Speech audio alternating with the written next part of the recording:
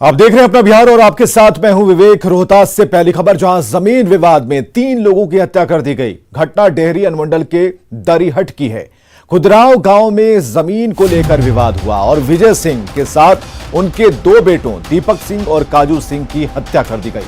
बताया जा रहा है कि विजय सिंह की अपने करीबी लोगों से ही जमीन को लेकर रंजिश चल रही थी और इसी को लेकर धारदार हथियार से सभी की हत्या कर दी गई। घटना के बाद इलाके में तनाव है, पुलिस कैंप कर रही है।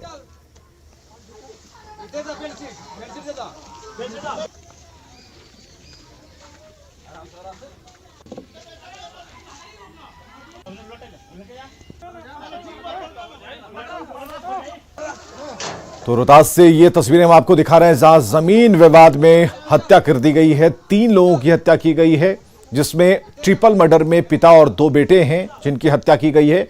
और आपसी रंजिश काफी दिनों से चल रही थी, जमीन को लेकर तनातनी थी और ऐसे में इस अंजाम तक जिन्होंने भी पहुंचाया है, इन पूरे कारणों को पुलिस खंगाल रही है और पता लगाने की कोशिश कर रही है। छापेमारी पुलिस की लगातार जारी है। मामला प्रकाश में आया है, उसमें जमीन संबंधित विवाद भाइयों के बीच में चल रहा था और दोनों भाई एक ही घर में रहते थे। उसी बीच में उसी विवाद को लेकर के आपस में विवाद उत्पन्न हुआ और ये घटना घटित हुई। आपसी रंजिश का मामला है, भूमि विवाद का मामला है। गांव के लोगों पर ही हत्या का आरोप लगा है और इस घटना के बाद पूरे गांव में सनसनी फैल गई है और पूरे गांव में सन्नाटा छा गया है और क्योंकि पुलिस ने शव को अपने कब्जे में लिया है। आज की घटना दीपक सिंह और विजय सिंह और वहाँ पे थे और वो लोग लाठी डंडा और तलवार लेकर इन लोगों से भिड़ना चाह रहे थे। इस बीच में थोड़ा सा समझौता हटाया गया दोनों को। हम और राकेश कुमार सिंह डेहरी थे, हम लोगों को पता चला, हम लोग वहाँ से आए। अभी कोई बातचीत भी नहीं हुई। हम लोगों को जैसे वो देखा और तलवार लेके हम लोगों पे अटैक किया। लोगों का कहना है कि इस दौरान फायरिंग भी हुई है, लेकिन अब पुलिस जांच के बाद ही कहा जाएगा कि आखिर इतना बड़ा आपराधिक वारदात को कैसे अंजाम दिया गया। तो अभी पूरे इलाके में पूरे तनाव का माहौल है और पुलिस जो है मौके पर पहुंची हुई है और काफ़ी जो है माहौल जो है यहाँ पर तनावपूर्ण है। अजीत कुमार, न्यूज़ 18, दरिहट, रोहतास। सहरसा पुलिस ने 24 घंटे में लूटकांड का खुलासा करते हुए 10,05,000 रुपए बरामद कर लिए हैं। साथ ही 3 अपराधियों को गिरफ्तार किया है। कल रात सुरिंदाबाद गांव के पास अपराधियों ने एक पिकअप वैन पर फायरिंग करते हुए रुपए लूटे थे। पुलिस ने वैन के ड्राइवर से पूछताछ की और पुलिस के मुताबिक उसने बताया कि 2 दोस्तों के साथ उसने ही लूट की वारदात को अंजाम दिया था। इसके बाद उसकी निशानदेही पर 2 और लोगों को गिरफ्तार किया गया और रुपए बरामद कर लिए गए। हालांकि एफआईआर में 9 लाख रुपए की लूट की बात कही गई है, जबकि पुलिस ने 10,05,000 रुपए बरामद किए हैं।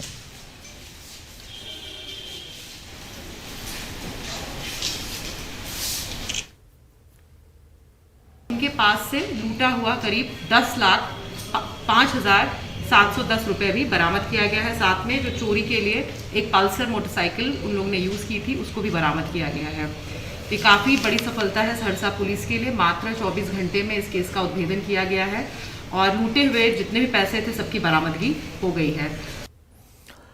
इधर जहानाबाद में हथियार लहराने का वीडियो वायरल हुआ है। तस्वीरें काको थाना क्षेत्र के टिकुलियापुर गांव की बताई जा रही है। बताया जा रहा है कि धान रोपने को लेकर विवाद हुआ और इसके बाद एक पक्ष के लोगों ने हथियार लहराना शुरू कर दिया। ये तस्वीरें आप देख पा रहे हैं, हाथों में हथियार है और धान रोपने को लेकर यह विवाद था और हाथों में आप हथियार देख सकते हैं। ये जो लोग हैं धमकाने की नियत से खेतों में पहुंचे और ये धान रोपनी को लेकर ये विवाद था और ऐसे में ये तस्वीरें आप देख पा रहे हैं कि सरेआम हथियार लहराए जा रहे हैं।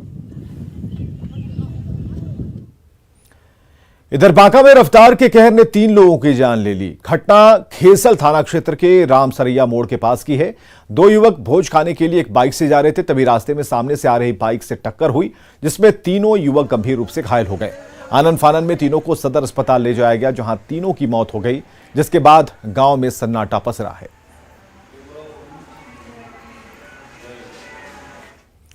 और बड़ी खबर आ रही है बांका से, जहां सरकारी जमीन पर अवैध कब्जे के विवाद में दो पक्षों में हिंसक झड़प हो गई। दोनों पक्षों के करीब 10 से अधिक लोग घायल हुए हैं। घटना है धोरैया थाना क्षेत्र के ताहिरपुर गोरा पंचायत की। जिस सरकारी जमीन पर दलित परिवार का कब्जा था, उस पर अब स्कूल और छात्रावास का निर्माण हो रहा है और जमीन एक हिस्से पर कब्जे की वजह से काम में परेशानी आ रही थी। लिहाजा अंचलाधिकारी ने इन्हें दूसरी जगह बसाने का भरोसा दिलाया, लेकिन जिस जगह पर इन्हें भेजने की बात कही, उस जमीन पर पहले से ही दूसरे पक्ष ने अतिक्रमण कर रखा था। ऐसे में प्रशासन की ओर से बीच का रास्ता निकालने का प्रयास किया जा रहा था और इसी दौरान दोनों पक्षों की महिलाओं में झड़प शुरू हो गई और देखते ही देखते घटनास्थल रणक्षेत्र में तब्दील हो गया।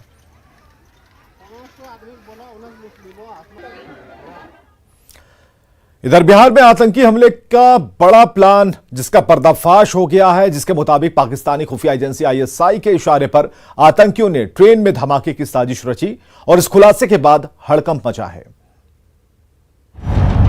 आईएसआई की एक और बड़ी साजिश सामने आई। ट्रेन को उड़ाने की प्लानिंग, निशाने पर बिहार यूपी की ट्रेन, अलर्ट पर रेलवे और सुरक्षा एजेंसियां। सिकंदराबाद दरभंगा एक्सप्रेस को उड़ाने की साजिश नाकाम होने के बाद पाकिस्तान में बैठे आतंकियों के आका और आईएसआई एक बार फिर से ट्रेनों को उड़ाने की बड़ी साजिश रच रहे हैं। खुफिया एजेंसियों की ओर से जारी अलर्ट के मुताबिक आईएसआई पंजाब की धरती से मजदूरों से भरी ट्रेन में बम प्लांट करने की साजिश रच रहा है और आईएसआई ने इसके लिए पंजाब में अपने एजेंट को निर्देश भी दिया था।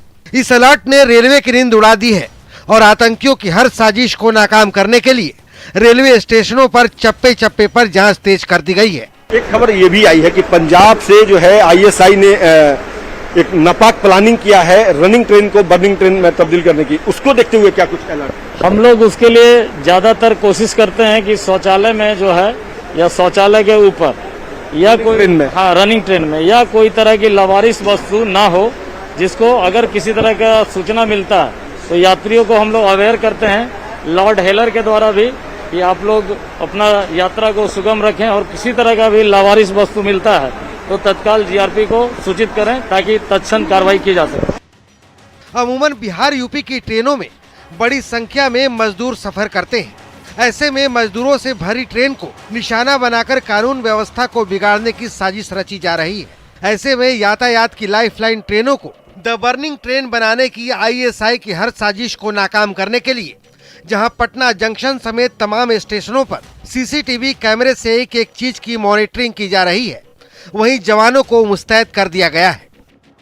जो संवेदनशील पॉइंट्स हैं जहां पे जैसे पार्सल एरिया हो गया या पैसेंजर का प्लेटफॉर्म एरिया हो गया, एंट्री पॉइंट्स हो गया, वहां पे हम लोग बॉम्ब डिस्पोजल टीम के द्वारा और स्नीफर डॉग का इस्तेमाल कर रहे हैं। उसके अलावा भी हम लोगों ने सभी को मेटल डिटेक्टर्स और अन्य आवश्यक उपकरण इंस्ट्रूमेंट्स हम लोगों ने प्रोवाइड कराए हैं।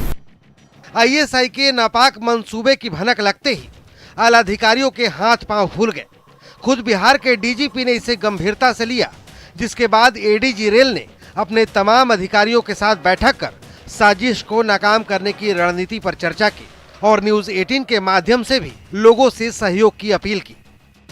आपके माध्यम से हम लोगों को अपील करना चाहेंगे कि हमारी जो मेहनत है उसमें और अपना सहभागिता देके और हमारा हाथ को मजबूत करें और जो राज्य में जो सुरक्षा की व्यवस्था है और हम लोग इसको मजबूत कर पाएंगे। रेल प्रशासन, रेल पुलिस अपील भी कर रहा है कि अगर कहीं कोई संदिग्ध व्यक्ति वस्तु कुछ भी दिखे तो उसकी सूचना जो है वो रेल पुलिस को जरूर दे ताकि अप्रिय घटना होने से बचाया जा सके। आईएसआई का नापाक मंसूबा जो है उसे ध्वस्त किया जा सके। कैमरा पर्सन मनीष जुनेजा के साथ अमित कुमार, न्यूज 18 पटना। अलर्ट के बाद कटिहार जंक्शन पर सुरक्षा कड़ी कर दी गई है। स्टेशन के गेट पर मेटल डिटेक्टर के साथ खास तरह का कैमरा लगाया गया है, जिससे यात्रियों की जांच की जा रही है। साथ ही पुलिस की मुस्तैदी भी बढ़ गई है। पूरे देश को रेल के माध्यम से नॉर्थ ईस्ट इलाके के जोड़ने के साथ साथ कटिहार का जो रेल डिवीज़न है ये अंतर्राष्ट्रीय सीमा नेपाल और बांग्लादेश से भी सटा हुआ है, जिस कारण यहाँ का जो सुरक्षा व्यवस्था अक्सर चाक चौबंद रहता है। आपको दिखाते हैं, ये नज़ारा दिखाते हैं, ये कटिहार रेल मंडल के प्रवेश द्वार में इस तरह का स्कैनर लगा हुआ है। आप देख सकते हैं उसमें सीसीटीवी भी लगा हुआ है, और इस तरह का सीसीटीवी सिर्फ इसी गेट में नहीं बल्कि स्टेशन के चप्पे चप्पे पर है, जिसके सहारे तमाम जो सुरक्षा व्यवस्था है उसकी नजरदारी रखा जाता है। जो भी महत्वपूर्ण ट्रेन पहुंचता है उसको लेकर भी लगातार जांच चलाया जाता है। सुब्रत, न्यूज़ 18 कटिहार। जनसंख्या कानून पर बिहार में बयानबाजी तेज है। मुख्यमंत्री नीतीश कुमार ने कानून की जगह जागरूकता की बात कही तो केंद्रीय मंत्री गिरिराज ने कानून की पहल का स्वागत किया।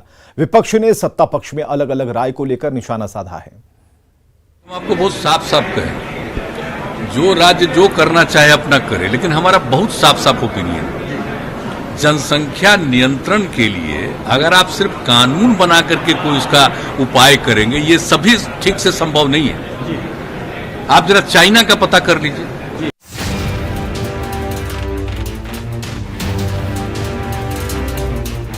जनसंख्या कानून के मुद्दे पर नीतीश कुमार के इस बयान से साफ है कि वे जनसंख्या कंट्रोल के लिए कानून के पक्ष में नहीं है। वे मानते हैं कि जब महिलाएं शिक्षित होंगी तो प्रजनन दर अपने आप कम हो जाएगी, और बिहार में ऐसा हुआ भी है। नीतीश कुमार की इस राय के बाद जनसंख्या नीति को लेकर नई बहस छिड़ चुकी है। बीजेपी के गिरिराज सिंह जहां कानून लाने की पहल का स्वागत कर रहे हैं, वहीं बीजेपी सांसद राकेश सिन्हा ने सीएम नीतीश के बयान का समर्थन किया है। सबका मुद्दा है, ये देश के विकास का मुद्दा है, ये धर्म और राजनीति का मुद्दा नहीं है। चाइना 1 मिनट में 10 बच्चे 9 बच्चे पैदा कर रहे हैं, हम 1 मिनट में 31 बच्चे 33 बच्चे पैदा कर रहे हैं। हम दुनिया की आबादी का 20% व्यवहारिक में हमारी आबादी हो गया है, जमीन 2.5% है। इसलिए इसे सामाजिक समरसता और विकास दोनों के नज़रिए से देख करके इस पर काम करने की जरूरत है। इसीलिए योगी जी की सरकार को धन्यवाद देता हूँ। यूपी की सरकार ने पहल की है, यूपी की सरकार बहुत समीक्षा की है, और उनका जो वह पहल है वह एक जायज पहल है। वहाँ के माननीय मुख्यमंत्री जी ने जो कदम उठाया है वह स्वागत योग्य। नीतीश कुमार जी ने जो कहा समझने समझाने की बात, वो एक बहुत ही महत्वपूर्ण और सकारात्मक बात है। समझने और समझाने का काम तो चलता रहा है और चलता रहेगा। इसीलिए मेरे मैंने निजी विधेयक बिल लाया है, उसमें मैंने कानून बनने के 18 महीने बाद तक उसके दमनकारी यानी रोकने के लिए जो प्रावधान है, दंडात्मक प्रावधान है, उसे लागू नहीं करने की बात कही है। यानी कानून आज बनता है, कानून लागू हो गया, लेकिन उसका दंडात्मक प्रावधान 18 महीने बाद लागू होगा। इस 18 महीने में उस कानून के सहारे लोगों में जन जागृति करना, लोगों को इसके लिए मानसिक रूप से तैयार करना, और जिन लोगों को कोई आपत्तियां हैं उन आपत्तियों पर विमर्श करना। तो मुझे लगता है जो नीतीश जी ने कहा वो हमारे बिल में वो प्रावधान व्याप्त है। जाहिर है जनसंख्या नीति पर बहस कोई नई बात नहीं है, पिछले 4 दशकों से चर्चा चल रही है। अब चूंकि नीतीश कुमार ने कानून से ज्यादा जागरूकता को तवज्जो दिया है, लिहाजा विरोधी बीजेपी और जेडीयू के अलग अलग स्टैंड के चश्मे से देख रहे हैं। आदरणीय मुख्यमंत्री नीतीश कुमार जी का दोहरा चरित्र एक बार फिर से सामने आया है। आप बीजेपी के साथ बैठ करके सत्ता की मलाई खा रहे हैं। अब जब जनसंख्या नियंत्रण कानून पर बीजेपी का अलग राग है तो आप उससे अलग सुर अलाप रहे हैं। जनसंख्या नियंत्रण कानून पर बीजेपी का जो स्टैंड है उससे अगर आप अलग राय रखते हैं तो बीजेपी का साथ छोड़िए। होगा, जागरूकता फैलेगी, जनसंख्या नियंत्रण होगा। लेकिन वो जिसके साथ अलायंस में है, भारतीय जनता पार्टी कानून बनाना चाहते हैं, तो कानून की जरूरत क्यों पड़ेगी? कम से कम भारतीय जनता पार्टी के लोग और आरएसएस के लोग अपने नेता नरेंद्र मोदी और उत्तर प्रदेश के मुख्यमंत्री आदित्यनाथ योगी का अनुसरण तो करें, उसी से जनसंख्या नियंत्रण हो जाएगा। तो आप भारतीय जनता पार्टी के लोग बताएं ना, कितने भारतीय जनता पार्टी के कार्यकर्ता और नेता हैं जो नरेंद्र मोदी जी और आदित्यनाथ योगी का अनुसरण करेंगे, अनुसरण करके दिखाए। हमको लगता है काफी जनसंख्या नियंत्रण होगा। दरअसल उत्तर प्रदेश में जनसंख्या नियंत्रण का फॉर्मूला तैयार किया गया है ताकि आबादी की बढ़ती रफ्तार पर रोक लगाई जा सके, जिसके बाद से ही सियासी गलियारों में जनसंख्या नीति को लेकर बहस छिड़ी हुई है। Bureau report, news 18 network. Deputy CM Tarkishore Prasad ने कहा कि संसाधन के हिसाब से जनसंख्या में बढ़ोतरी चिंताजनक है। हालांकि उन्होंने जनसंख्या नियंत्रण को लेकर लोगों को सामाजिक तौर पर जागरूक करने की जरूरत बताया। डिप्टी सीएम ने कहा कि अगर जागरूकता से भी फायदा नहीं होता तब कानून बनाने पर विचार हो सकता है। कानून तब बनता है जब मनुष्य इसे अपने सामाजिक दायित्व में शामिल नहीं करता है, तो कभी बाध्य होकर कानून बनाना पड़ता है।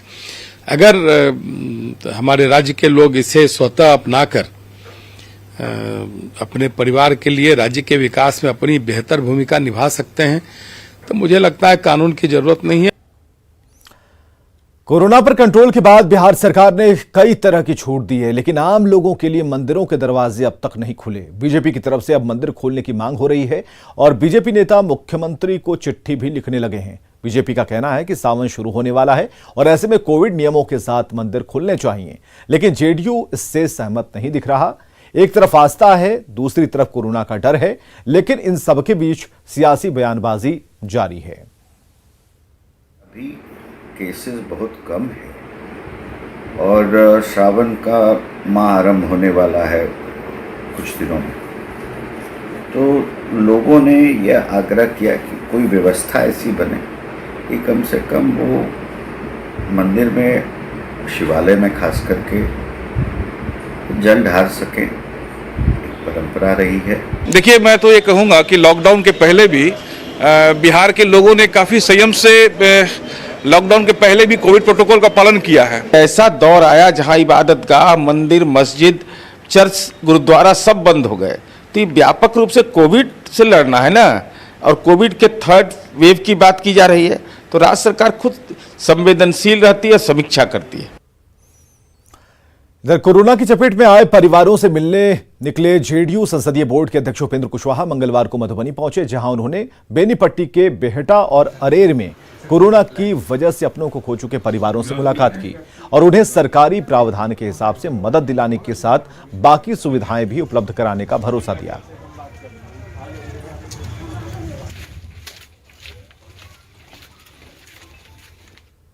परिवार को राहत देने के लिए माननीय मुख्यमंत्री जी ने जो योजना चलाई है, उसका लाभ मिल जाए उस परिवार को, उसी क्रम में हम यहाँ आए हैं और हमने देखा है दुखद घटना है। जो सरकार की ओर से राहत 4 लाख रुपया मुआवजे की बात है, इस परिवार को मिल जाएगा। बिहार में बाढ़ की स्थिति काफी गंभीर बनी हुई है। गंडक और बूढ़ी गंडक समेत कई नदियां उफान पर हैं। छोटी छोटी नदियां भी खतरे के निशान से ऊपर बह रही हैं। मतलब यह कि बिहार महामारी और बाढ़ दोनों मोर्चे पर जूझ रहा है।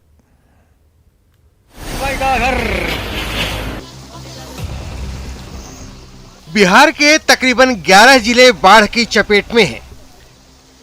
पूर्वी चंपारण में बाढ़ का पानी फैलता जा रहा है। अब तो छोटी छोटी नदियां भी उफान मारने लगी हैं। पानी के दबाव की वजह से सोमवती नदी का बांध टूट गया। सोमवती का बांध टूटने से रघुनाथपुर पंचायत के कोन्हिया, हरिहरपुर, सुबैया और खोड़ा समेत कई गांवों में नदी का पानी फैलने लगा है। प्रशासन से बेआस ग्रामीण खुद ही बांध की मरम्मत में जुटे हैं ताकि नदी की धारा को रोका जा सके।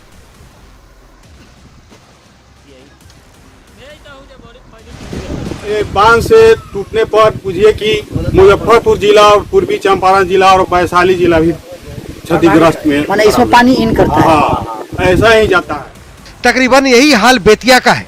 योगापट्टी एफसीआई गोदाम को जाने वाली सड़क का बारिश की वजह से बुरा हाल है।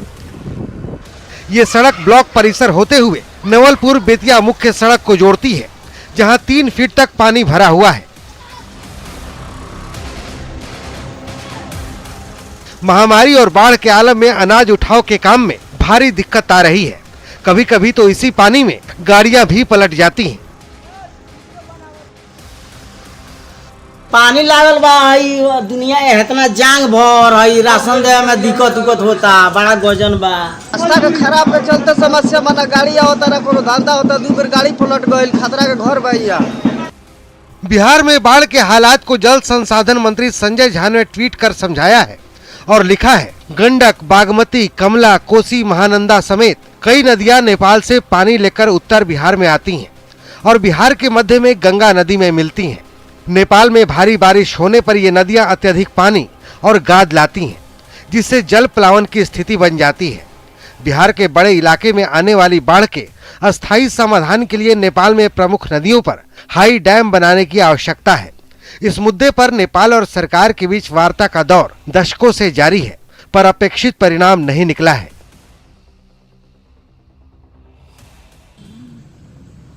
बाढ़ ही नहीं, जल जमाव ने भी बिहार को बेहाल कर रखा है।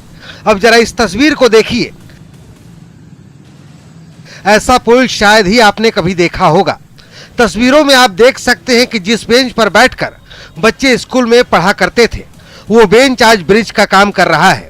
बरामदे से लेकर गेट तक बेंच वाले पुल का ही बस सहारा है। छपरा के लोकमान्य उच्च विद्यालय में बारिश की वजह से स्कूल परिसर में पानी ही पानी है। चलना मुश्किल है। आप देख सकते हैं, हम भी अभी जब खड़े हैं तो ये पुल के, ये जो एक आर्टिफिशियल पुल बनाया है, जो बच्चे जिस पे बेंच पे पढ़ाई करते थे, उस बेंच को पुल के रूप में इस्तेमाल किया जा रहा है और ये पुल अब बच्चों को विद्यालय जाने का साधन बन चुका है और कहीं ना कहीं बच्चों के लिए बड़ी दिक्कत है, शिक्षकों के लिए बड़ी दिक्कत है, जिस पर प्रशासन और सरकार को ध्यान देना होगा। चूँकि जब कोरोना काल के बाद विद्यालय खुले हैं तो बच्चों का आना विद्यालय में शुरू हो गया, लेकिन इस विद्यालय में कहीं ना कहीं दिक्कतों के कारण बच्चे कम आ रहे हैं और जो आ भी रहे हैं उन्हें वापस लौटना पड़ रहा है। ये हाल है जुलाई के दूसरे हफ्ते का। जाहिर है अभी पूरी बरसात बाकी है। न्यूज़ 18 के लिए बेतिया से प्रफुल्ल कुमार, मोतिहारी से मुकेश सिन्हा और छपरा से संतोष गुप्ता की रिपोर्ट।